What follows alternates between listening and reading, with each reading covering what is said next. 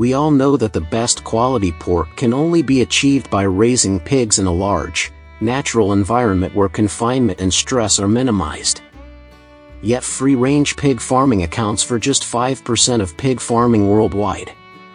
Despite this small proportion, pigs are raised in the best possible environment and are happy. Today, we invite you to join us in discovering how British farmers raise happy pigs. Discover the happiest pig farm in the UK.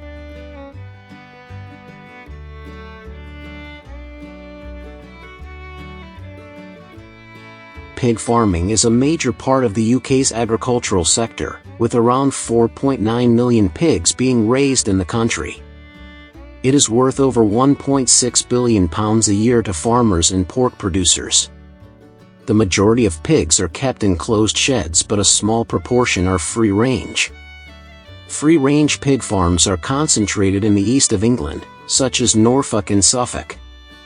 Among them, there are farms that combine both traditional and modern elements to raise pigs, the most famous of which is Bleberg Farm.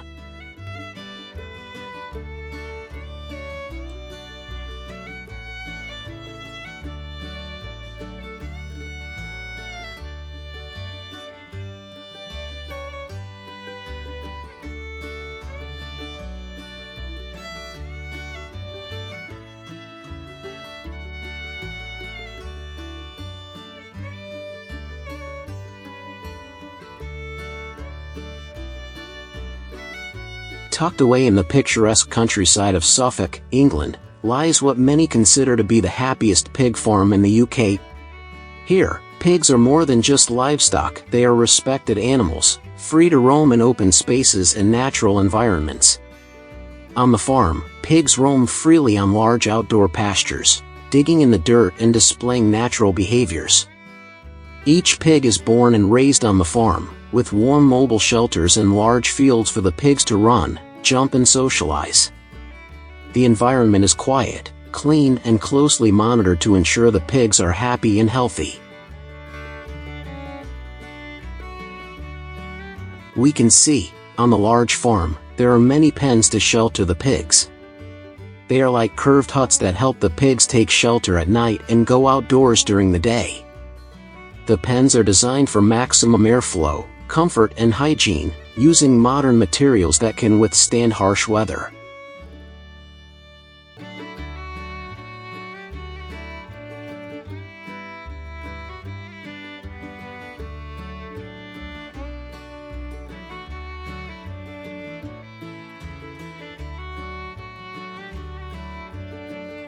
Rather than relying on traditional free-range farming, the farm incorporates precision farming technologies such as using real-time monitoring systems to track pig health, environmental conditions, and feed efficiency.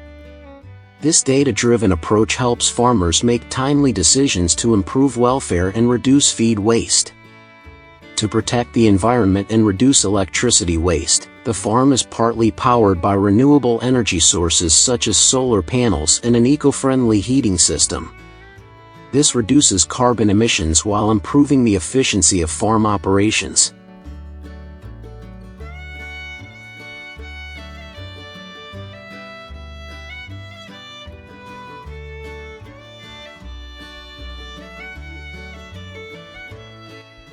While the pigs are free to roam, dig in the soil and socialize naturally, the farm also practices rotational farming, ensuring that the soil is naturally restored after each use. A smart feeding system provides appropriate nutrition for pigs at different life stages. In addition, the farm is committed to using antibiotics at a minimum to ensure meat quality. The free-range farming model combines space, sunlight, and technology to create a healthy and stress-free environment for the pigs.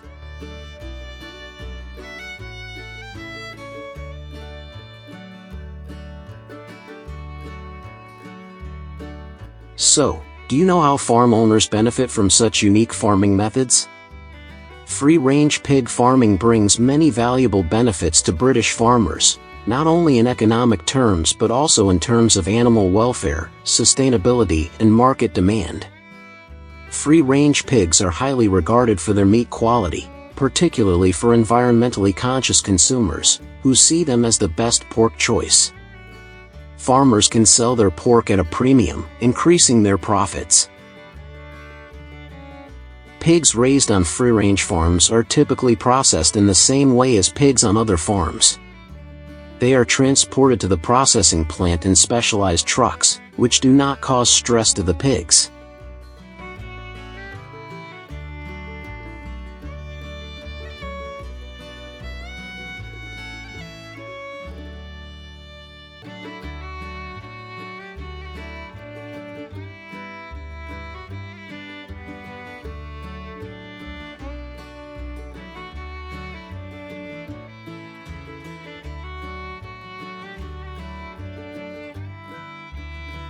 After processing, each pork carcass is hung on an automatic conveyor system, where workers will cut the meat into different parts to meet market demand.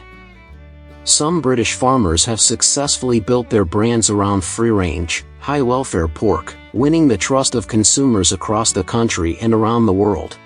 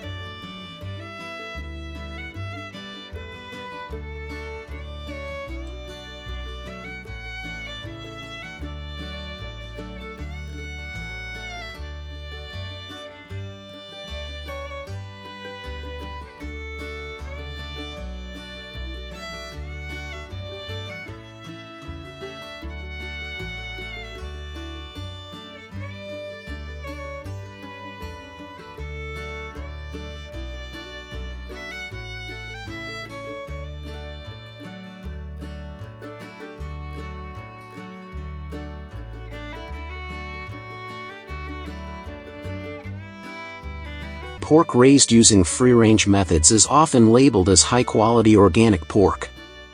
After packaging and labeling, the pork is distributed to supermarkets or shops to serve consumer demand. A small portion is also exported, bringing in large revenues for businesses, while also helping to promote the brand of sustainably raised British pork around the world.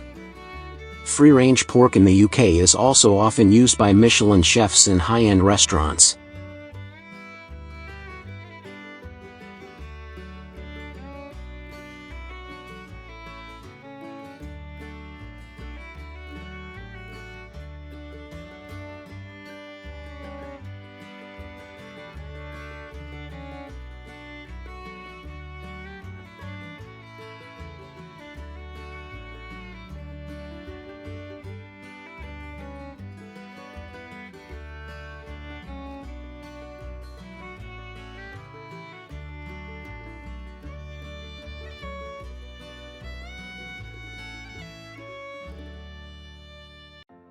Hello, beloved viewers of David Farm. With your passion for exploring agriculture, surely you have seen our modern pig farm models more than once, where pigs are raised in an industrial environment with modern support equipment. However, their food is cheap synthetic food. Today, I will take you to a pig farm in China with a semi-wild farming model, but the food they use to raise pigs is extremely high-quality food.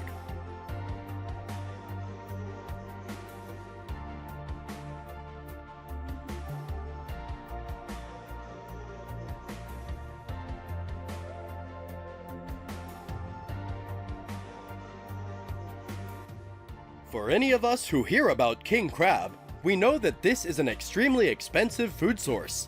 Dishes from king crab or lobster are almost only for those with economic means. But in China, lobster and king crab are food for pig. That's right, you heard right. There are pig farms in China that are fed seafood that costs up to hundreds of dollars.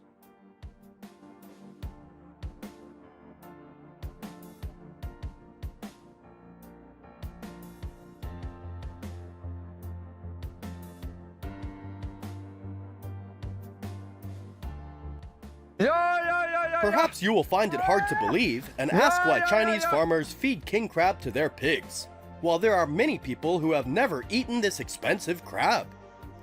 The pig breeds raised by the Chinese are not precious or expensive pig breeds, but they are common pig breeds. In rural and mountainous areas of China, pigs roam freely on grasslands or in forests or valleys.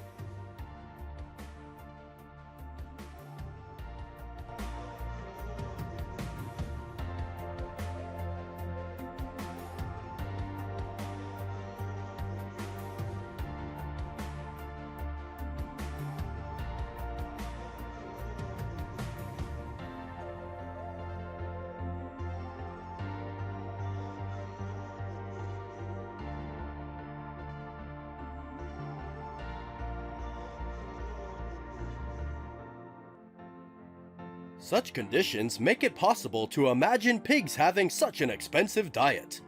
Although they are raised by Chinese farmers for meat or economic development, we all see that pig food is many times more expensive than the pigs being raised. So, why are pigs in China fed seafood?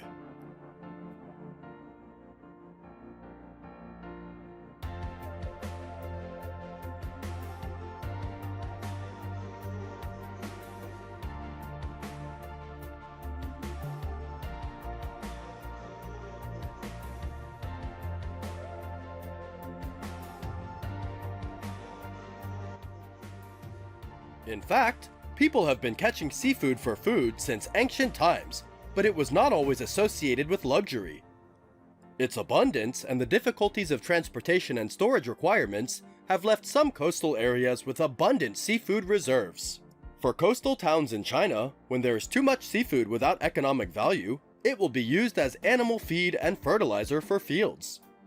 Today, it is hard to imagine that crabs that cost thousands of dollars could only be used as food for pigs or to fertilize a cornfield.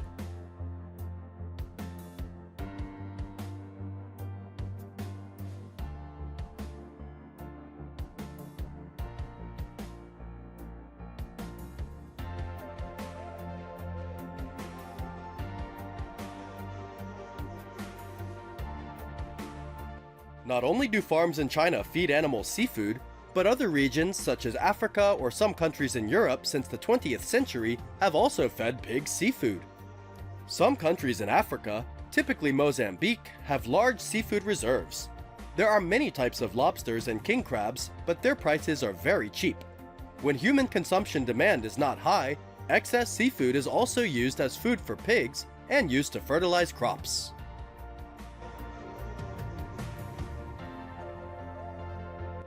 Many people believe that pigs are omnivores, but they need to eat plant-based foods. If pigs are fed seafood, they will have health problems. However, in fact, according to research, seafood is rich in protein, vitamins, and minerals that are beneficial for pigs. The high protein content helps develop muscles and aids in overall growth. Pigs fed seafood will grow better than pigs fed only regular vegetables. Pigs may find the taste of seafood appealing.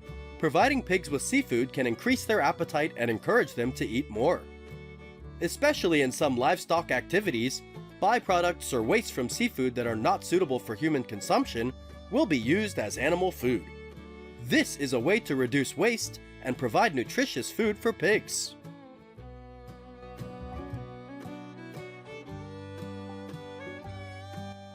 To minimize farming costs while still providing mineral-rich food for pigs, animal feed manufacturers have processed fish meal into industrial feed, promoting development and growth in pigs. Currently, feeding pigs seafood is not popular on livestock farms due to its high cost and high price. Most pig farms in the world are raised in closed models and fed industrial feed.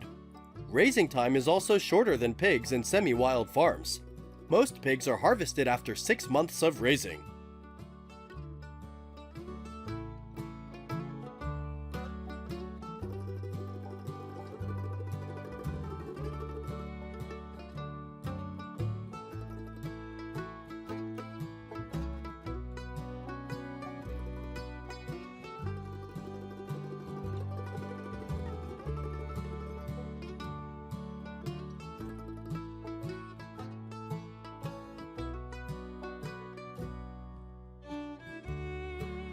Each year, approximately 1.5 billion pigs are processed in slaughterhouses for human consumption.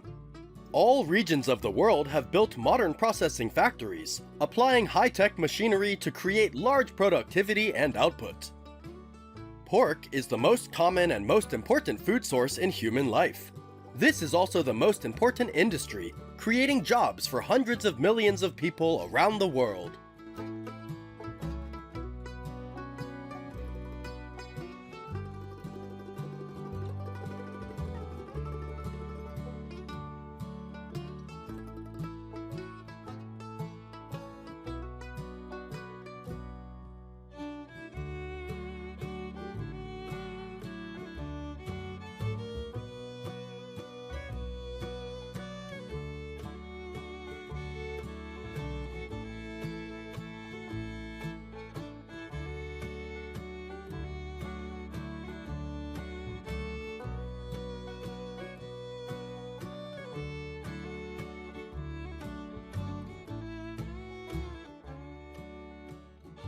We just discovered how Chinese farmers raise pigs aristocratically. How do you feel about today's video? Please leave your comments below to let us know. Don't forget to like and subscribe to receive the latest notifications. Again.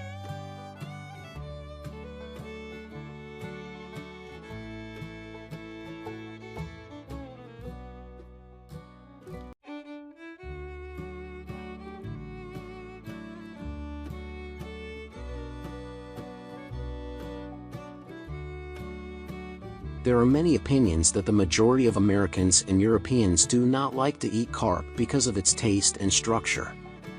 However, countries located between the two continents of Asia and Europe such as Turkey, freshwater fishing and farming are economic activities as well as livelihoods of many people. Carp meat has a characteristic flavor combined with a unique processing method that has made it a popular food. So how do Turkish people harvest and process carp? Let's explore with us.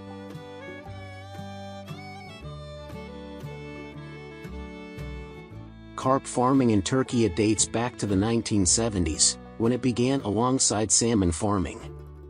While aquaculture has expanded significantly, focusing on species such as salmon, sea bass and sea bream, carp production was relatively modest at the time. However, after more than 3 decades of development and thanks to the Turkish government's support for carp-targeted subsidies, the industry has grown dramatically.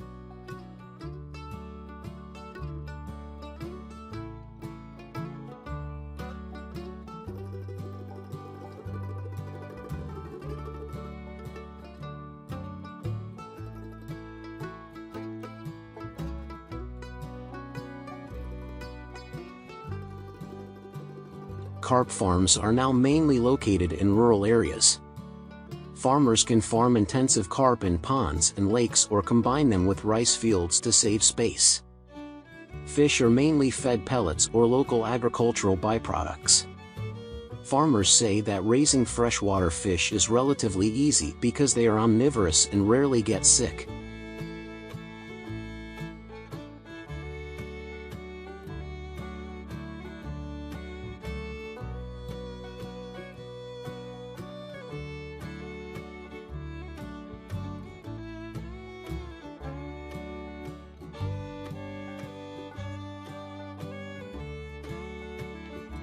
Carp farming also does not require attention to water quality like other aquatic species, so farmers do not need to spend much time taking care of them. Moreover, the farming time is also short, about 8 to 12 months after releasing the fish, they will be harvested.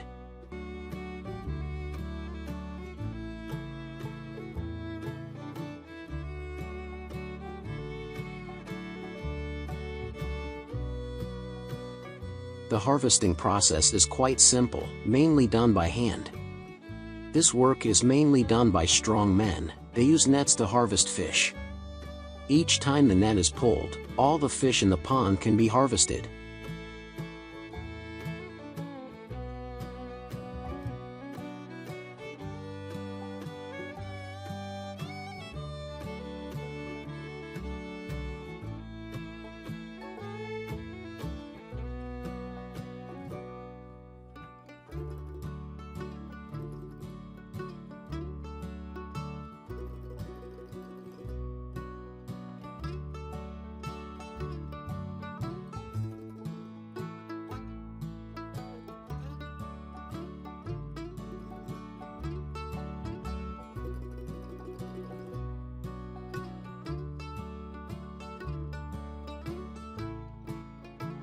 In addition to harvesting fish in ponds, Turkish farmers also catch large quantities of carp in wild areas such as rivers, lakes, etc. The warm summer climate and river system in Turkey create favorable conditions for many species of freshwater fish to live.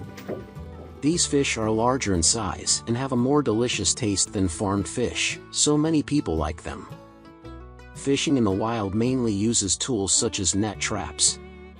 Baited traps are released into the water and harvested after one day. Each trap area is marked with a bamboo stake, making harvesting easier.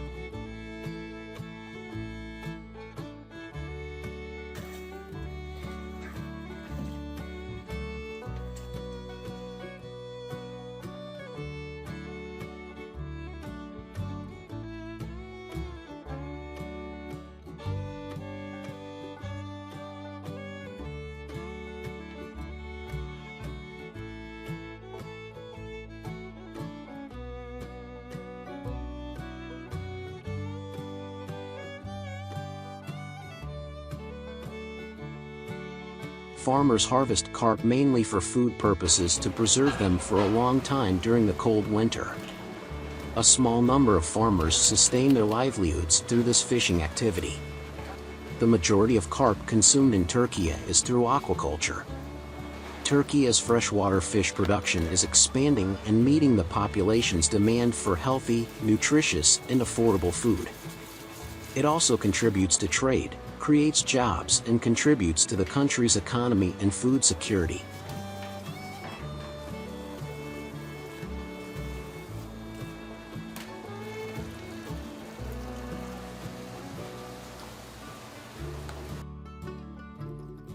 Freshwater carp is prepared in many typical dishes, but in some areas of Istanbul, they are prepared as traditional smoked carp.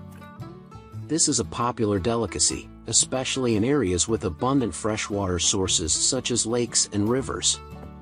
The preparation of this traditional dish involves several meticulous steps to enhance the natural flavor of the fish and achieve a distinctive smoky flavor.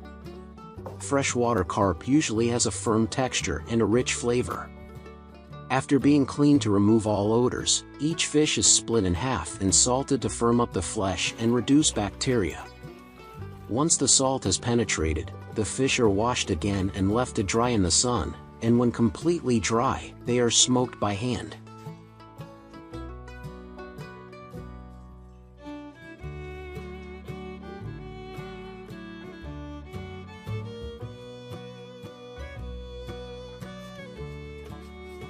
This process usually takes place over a day, using aromatic woods to create a distinctive smoky flavor. Once the fish are golden brown on both sides, they are stored for later consumption.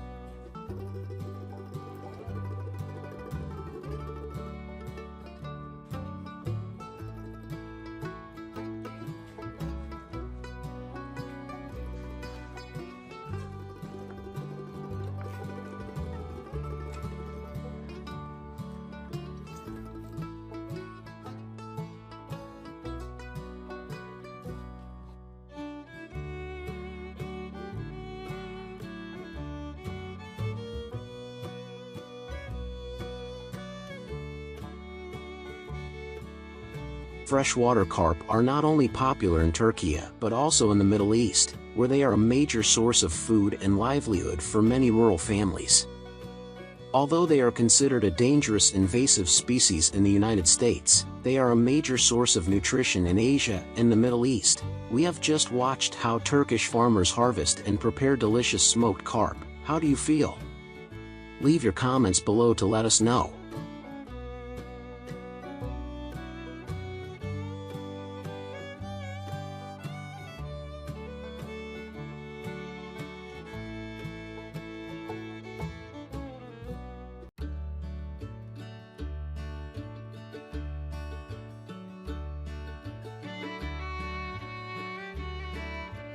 Have you ever seen a modern bird farm like this? It is not like a normal farm because the equipment and breeding environment are very modern. The bird species raised on this farm is the Hubara bustard. So what do people raise this bird for? Let's explore it with us now.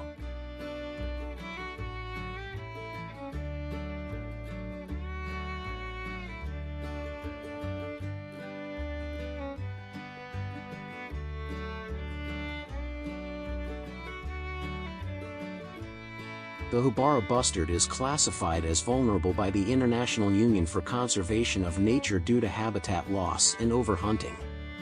As a result, most Hubara bustard farms are built to breed thousands of birds each year and release them into the wild to restore wild populations.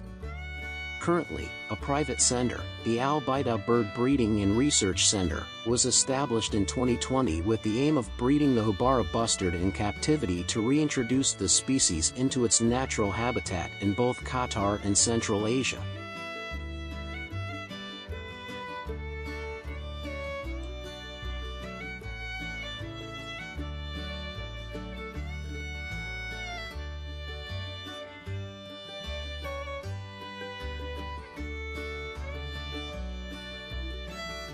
Currently, Al Baida Farm is raising 300 female Hubara birds and 200 male Hubara birds in separate cages.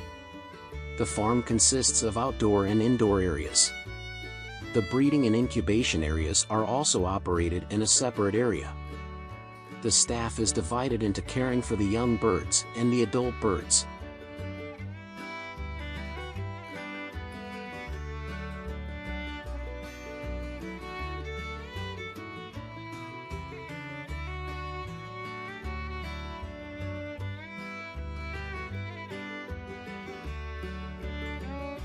Adult Hubara bustards are kept in closed, carefully controlled temperature and light rooms throughout the year.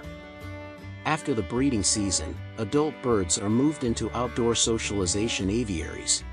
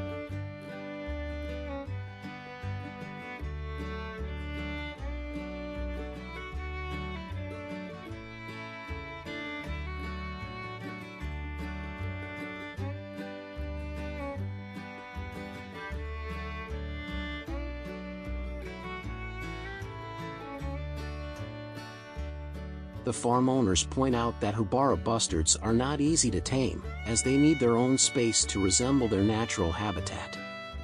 Furthermore, they must be kept separate from other birds and animals, so the farm must allocate a separate building for the birds. Keeping Hubara bustards requires extreme care, with the facilities being cleaned and disinfected regularly, and workers being hired to care for them. All food and water provided to the birds must be kept clean and free of contamination. The diet is simple, consisting of local vegetables and grains. Some insects can also be added to provide protein for their growth.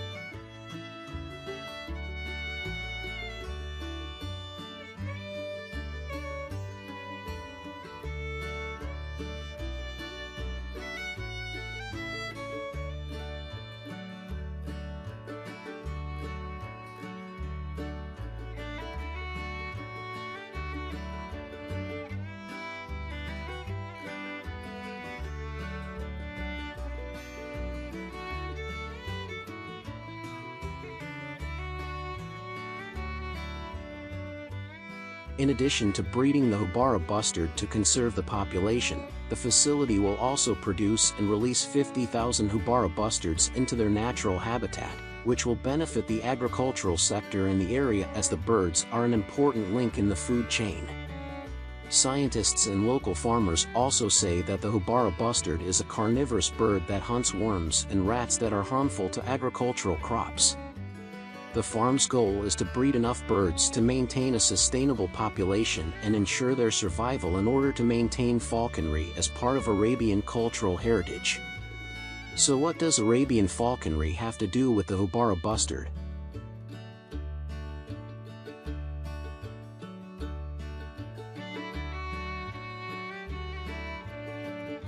The Hubara bustard is the favorite prey of falcons in Arabia.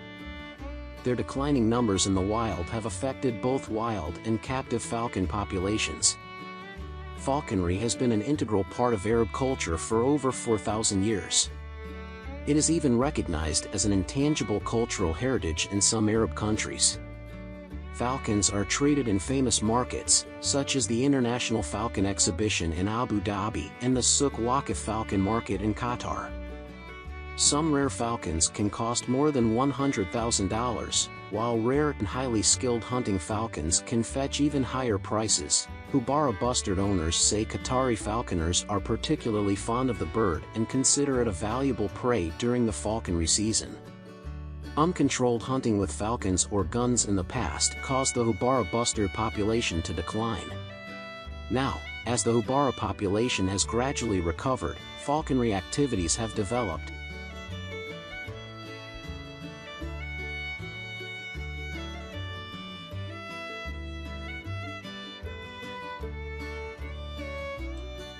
Hunting is often done in the desert.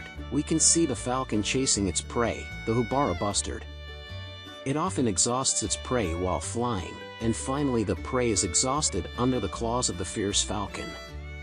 For this activity, Hubara bustard farms can make a profit from falconry, which will go towards the cost of continuing to operate the Hubara bustard farm to ensure that their population does not decline.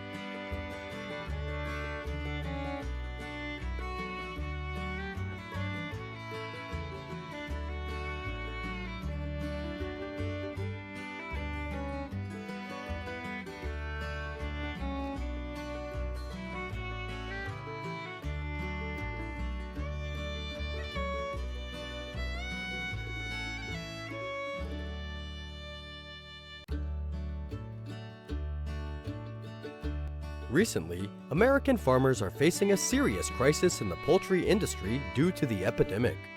This is considered the most dangerous virus in history for poultry and wild birds around the world. It is causing thousands of American farmers to be on the brink of bankruptcy when millions of chickens are infected. So, what are the consequences of bird flu? And what will American farmers do to face this crisis? Please follow along.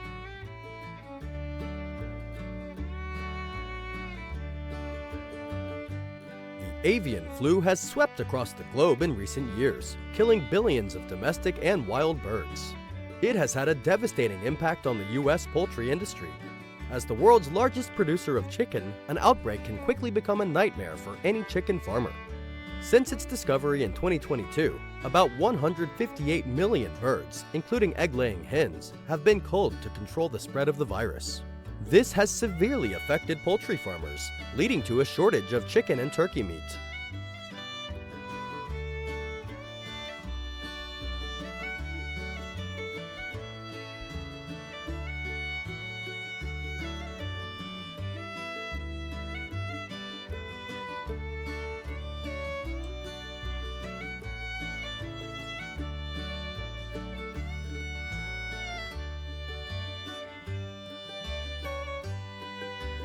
Poultry farmers are facing huge financial losses, especially those who rely on egg and poultry production.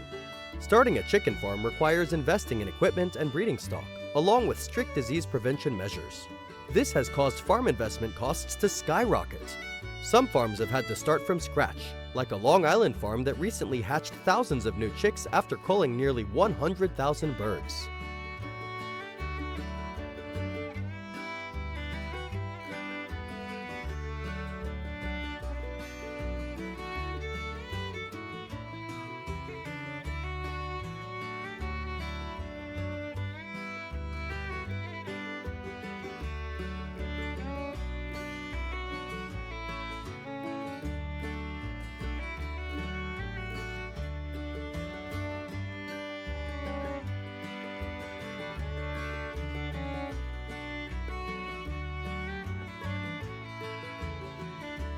The worrying thing about this flu is the rapid spread and relatively short incubation period.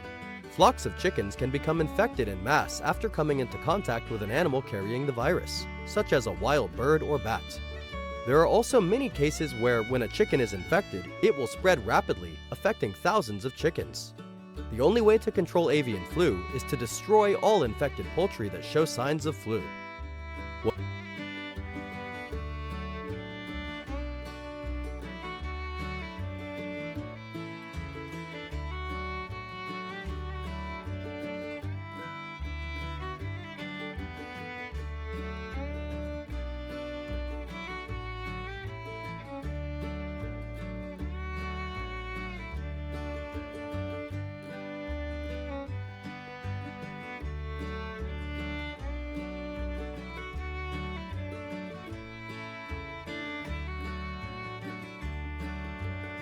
What's more worrying for American farmers is that the flu isn't limited to poultry. It's also spreading to livestock and domestic dogs and cats.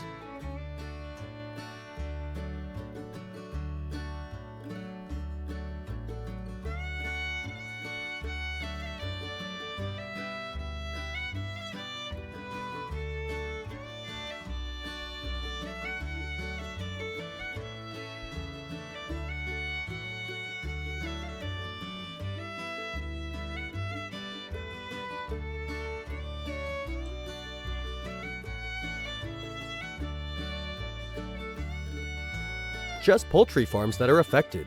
The virus has been detected in dairy cows in several states, including Michigan, Arizona, and California. Infected cows produce lower quality milk, raising concerns about milk supply and safety. Since the first outbreak of bird flu in cattle, the virus has shown no signs of slowing down. The US government has been unable to eradicate the virus from dairy farms, as it has been limited to just a handful of states. At least 875 cattle herds in 16 states have now been reported to be infected with the virus, which has even cattle farmers spooked. More seriously, the spread of bird flu has not been contained, seriously affecting chicken meat prices and egg supply.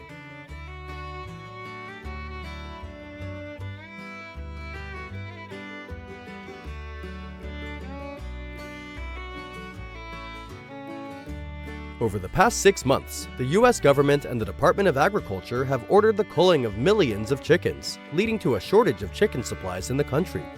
This has also led to a severe shortage of eggs. The price of eggs has even increased tenfold, causing a severe consumer crisis. The avian flu outbreak also had a major impact on the US trade economy. Several countries restricted imports of US poultry and dairy, forcing the US to find alternative markets. This resulted in serious financial losses for states that specialize in poultry production. Industries such as poultry feed production in the US have also been significantly affected by this flu epidemic. So, what measures has the US taken to deal with the bird flu epidemic?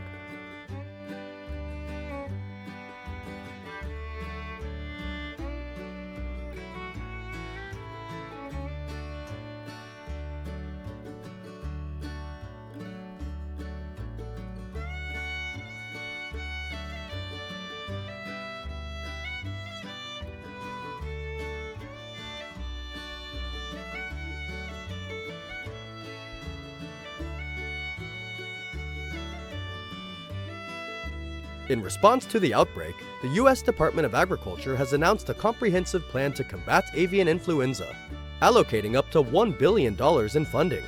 The plan includes $500 million for free biosecurity audits and $400 million to increase compensation for farmers who have to cull chickens. The USDA is also considering the use of vaccines in chickens, although their use is currently not permitted due to potential trade issues. Additionally, to reduce record-high egg prices, the United States will increase egg imports to meet domestic demand. We have just followed the situation of bird flu in the US and the great impact on farmers. How do you feel? Leave your comments below to let us know.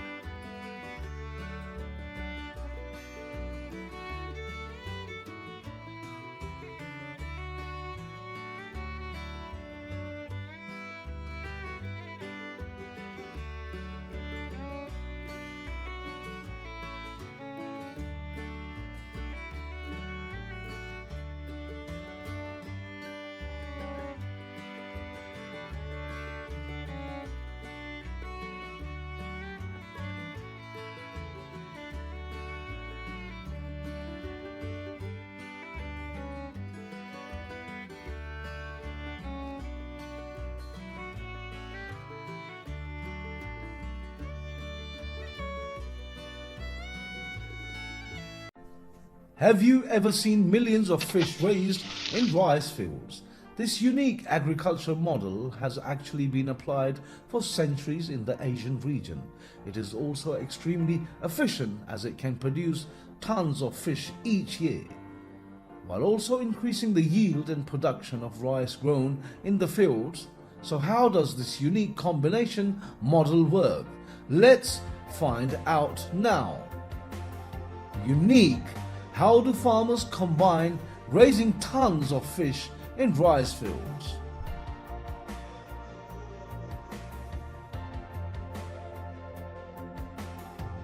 Countries with developed rice farming such as China, India, Japan and Southeast Asia are ideal areas for this unique form of integrated livestock farming. This is because they have large fields, water retention and proper drainage systems. Furthermore, farmers cultivate rice varieties that are suitable for the climate that thrive in flooded conditions, as fish are well adapted to flooded areas.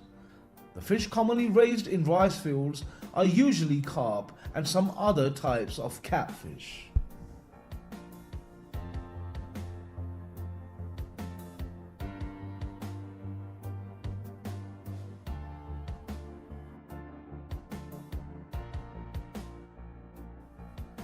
To effectively raise fish in the combination with rice cultivation, farmers will build a dike around the edge of the field, about 60 centimeters high, to prevent fish from escaping from the rice field.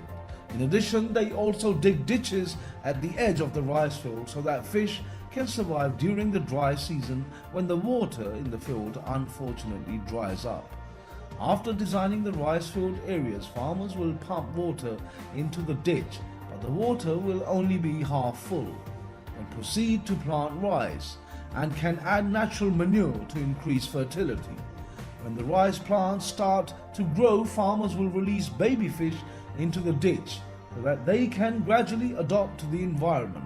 After releasing the fish, the water level in the field will be increased enough for the fish and rice to grow together.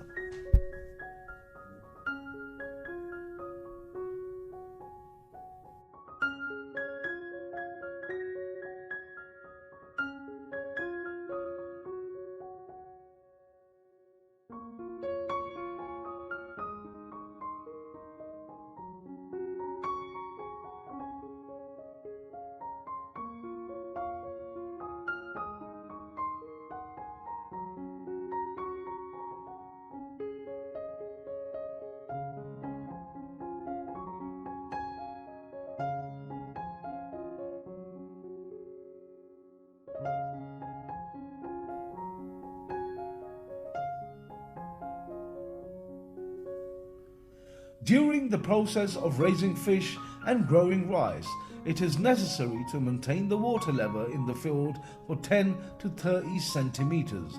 The water must be deep enough to raise fish but still have enough conditions for rice to grow. In addition, during the rainy season, farmers need to ensure proper drainage to avoid waterlogging and adjust water levels during rice and fish harvesting.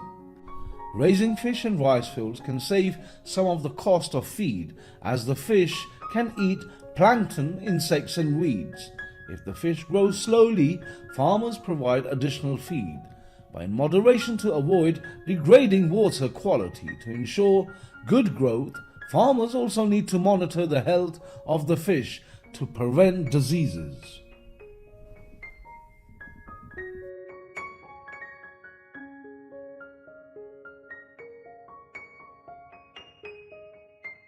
The care process takes at least 4 to 5 months for the rice to fully develop. When it is time to harvest, farmers will harvest the rice before draining the water in the field to catch fish. Or they can also use nets to harvest the fish. Every year, tons of fish are harvested thanks to this unique farming model. Farmers not only harvest food but also increase the economic income thanks to fish farming. The integrated farming method has many advantages and can be developed into a suitable farming model in the future.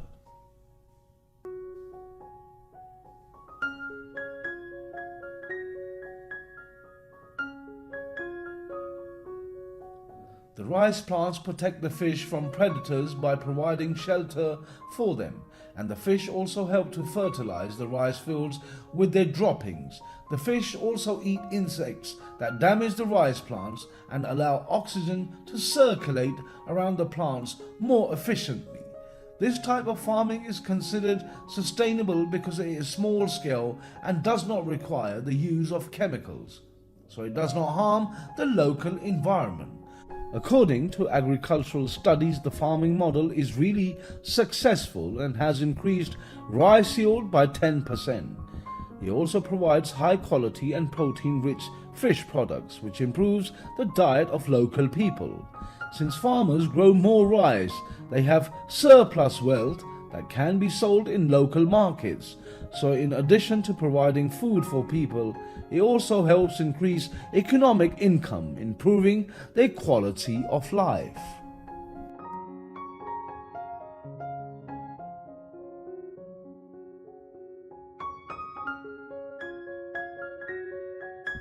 Currently, the model of fish farming combined with rice farming is still only developed on a small scale and is not really popular, because if not managed well, it can become a challenge because high water levels can damage rice plants and cause waterlogging.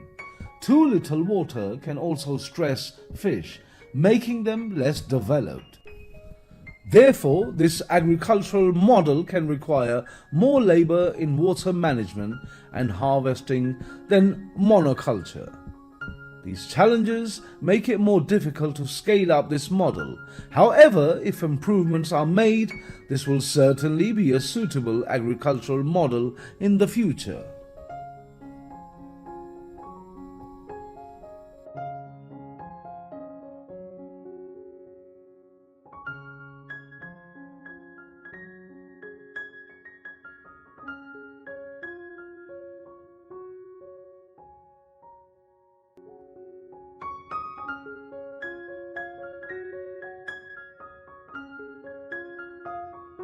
We have explored how farmers raise fish and grow rice. How do you feel about today's video? Leave your comments below to let us know.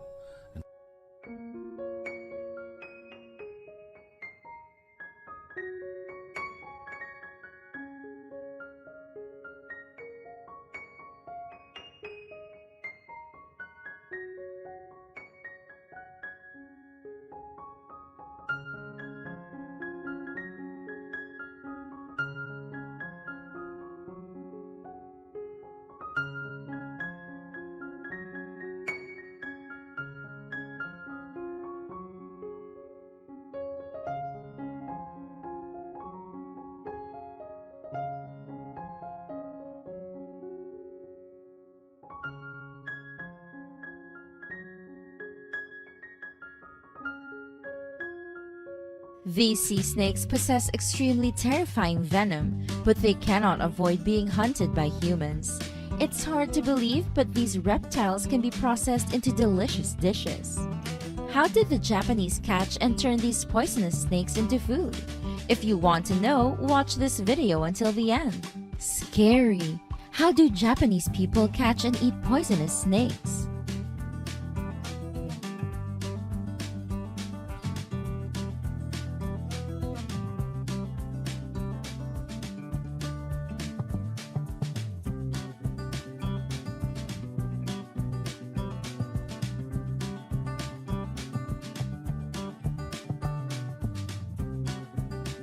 Sea snakes mainly live in the warm tropical waters of the Indian Ocean and Western Pacific Ocean. They are often found in shallow seas where coral reefs are located. Most of the time, sea snakes live underwater because they adapt very well to this environment. However, they also often have to rise to the surface to breathe. Adult sea snakes can be about 120 to 150 centimeters long. Their tails are shaped like oars, so they swim underwater very quickly. Sea snakes are considered gentle and they only attack when they feel threatened. The venom of sea snakes is 10 times stronger than that of rattlesnakes, so they are really dangerous.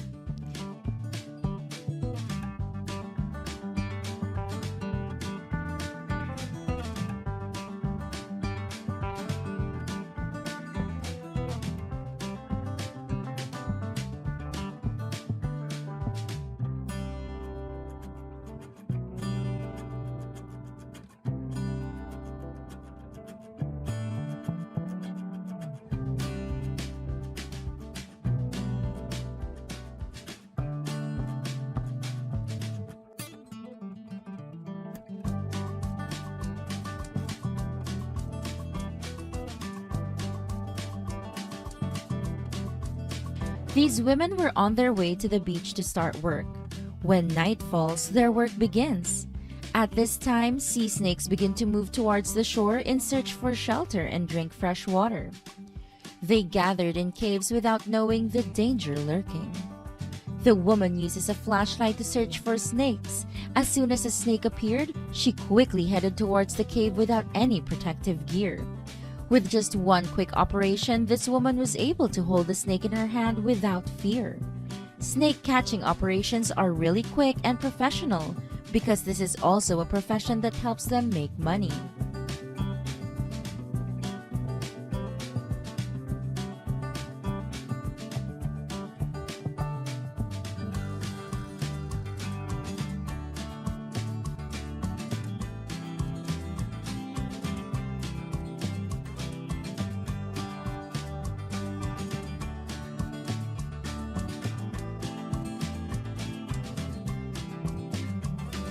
Sea snakes are purchased by traders and stored in foam boxes.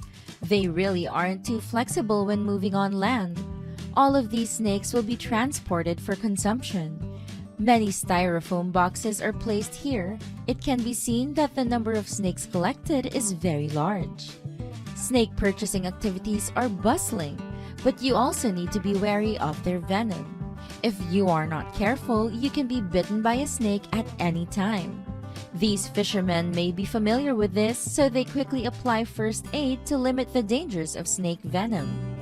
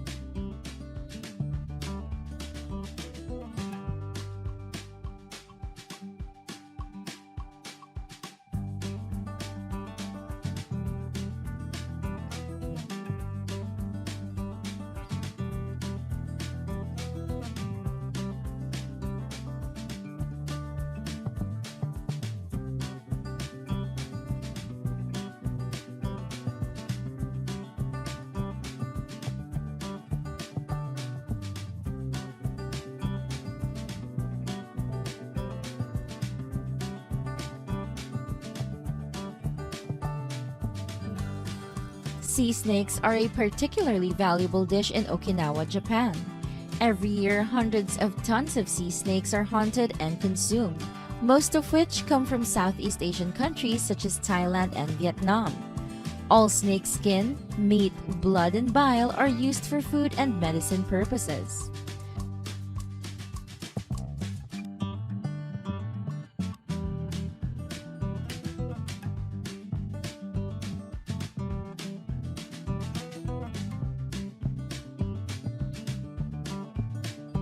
There are many ways to process sea snakes. You can handle them with a cut, thus collecting their blood.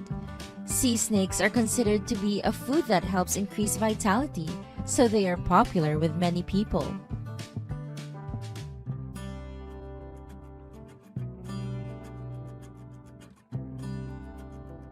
When preparing a snake, just use a knife to make a cut along the length of a snake's abdomen. All internal organs and dirt can be cleaned. You just need to rinse with water.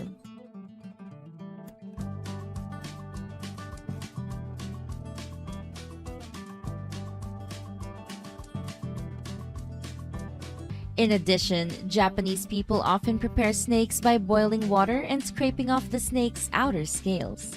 The inner leather layer is also fully utilized.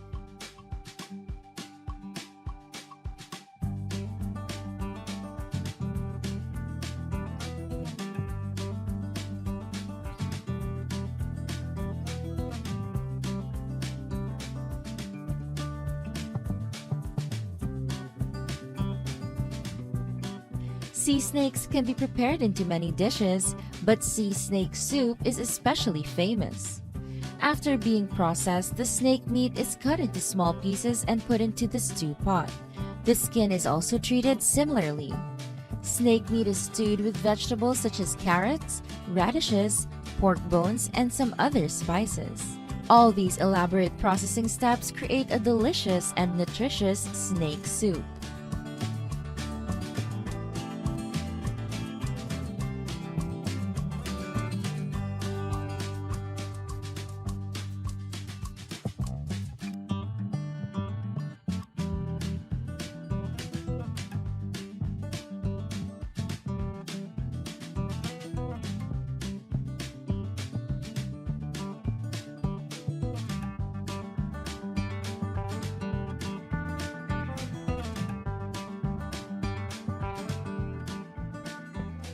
Pay attention to this green part. That is snake bile.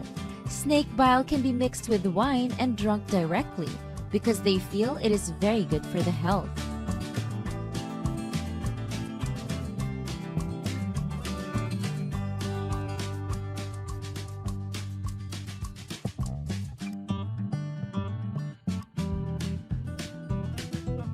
So today's video ends here. What do you feel about the way the Japanese catch and eat sea snakes? Please comment in the comment section below to let us know. Don't forget, click like, share, and subscribe to support the channel.